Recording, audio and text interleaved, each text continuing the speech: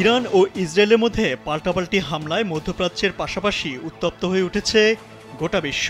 এই সংঘাত বিস্তৃত হলে তৃতীয় বিশ্বযুদ্ধ শুরু হতে পারে বলেও আশঙ্কা করছেন বিশ্লেষকরা।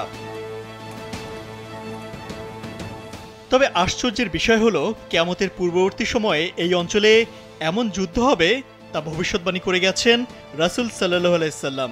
সুনানে তিরমিজি এবং মুসনাদে আহমেদে হযরত আবু হুরায়রা রাদিয়াল্লাহু থেকে বর্ণিত, তিনি বলেন, রাসূল সাল্লাল্লাহু আলাইহি সাল্লাম বলেছেন, যখন কালো পতাকাগুলো পূর্ব দিক থেকে অর্থাৎ খোরসান থেকে বের হবে, তখন কোনো বস্তু তাদেরকে প্রতিহত করতে পারবে না। এমনকি এই পতাকাকে ইলিয়ায় অর্থাৎ বাইতুল মুকাদ্দাসে উত্তোলন করা হবে। বৃহত্তর খোরাসান বলতে উত্তর পূর্ব ইরান, আফগানিস্তান, দক্ষিণ পূর্ব উজবেকিস্তান সহ এই অঞ্চলকে বোঝায়। আহমদ ও বাইহাক্কিতে সাওবান রাদিয়াল্লাহু থেকে বর্ণিত, তিনি বলেন, রাসূল সাল্লাল্লাহু আলাইহি সাল্লাম বলেছেন, যখন তুমি খোরসানের দিক থেকে কালো পতাকাবাহী সেনা আসতে দেখবে, তখন তাদেরকে অভ্যর্থনা জানাবে, কেননা তাদের মাঝে ইমাম মাহদী থাকবেন। এই দুই হাদিসের ভিত্তিতে অনেক ইসলামী চিন্তাবিদের মতে এই যুদ্ধই হতে পারে মানব ইতিহাসের সবচেয়ে ভয়াবহ যুদ্ধ। একই সঙ্গে এটি কিয়ামতের আগমনের বড় আলামত হিসেবে গণ্য হবে এবং ইমাম মাহদীর নেতৃত্বে একটি নতুন ইসলামিক খিলাফত প্রতিষ্ঠার পথ খুলে যেতে পারে। ইরান ইসরায়েলে হামলা চালানোর পরপরই ইসরায়েলিদের ফিলিস্তিন ভূখণ্ড থেকে চলে যাওয়ার নির্দেশ দিয়েছে তেহরান।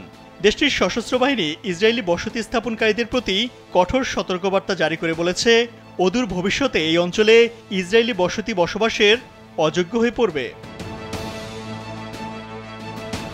ইহুদিদের ধর্মীয় ন্যায়শাস্ত্র তালমুদ এর একটি ভবিষ্যৎবাণী হল লানাতুল আকদিস সামিন, অর্থাৎ অষ্টম দশকের অভিশাপ। এই ভবিষ্যৎবাণীতে বলা হয়েছে, কোনো ইহুদি রাষ্ট্র ৮ দশকের বেশি টিকবে না, ভেঙে যাবে।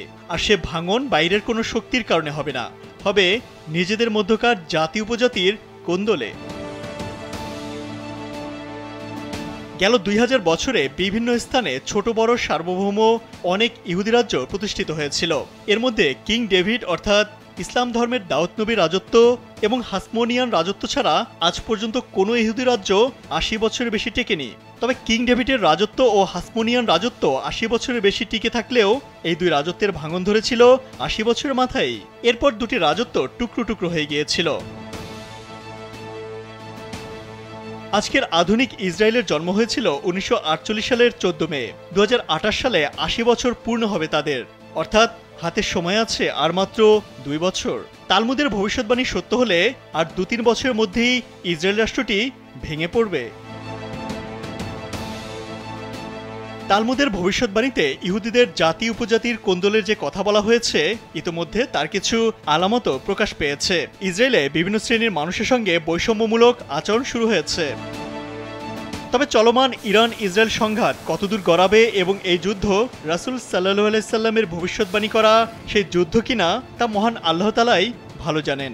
বর্তমান ইরান ইসরায়েল পরিস্থিতি মুসলিম বিশ্বে উদ্বেগ বাড়ানোর পাশাপাশি ধর্মীয় ভবিষ্যৎবাণী নিয়েও নতুন করে ভাবনা শুরু হয়েছে।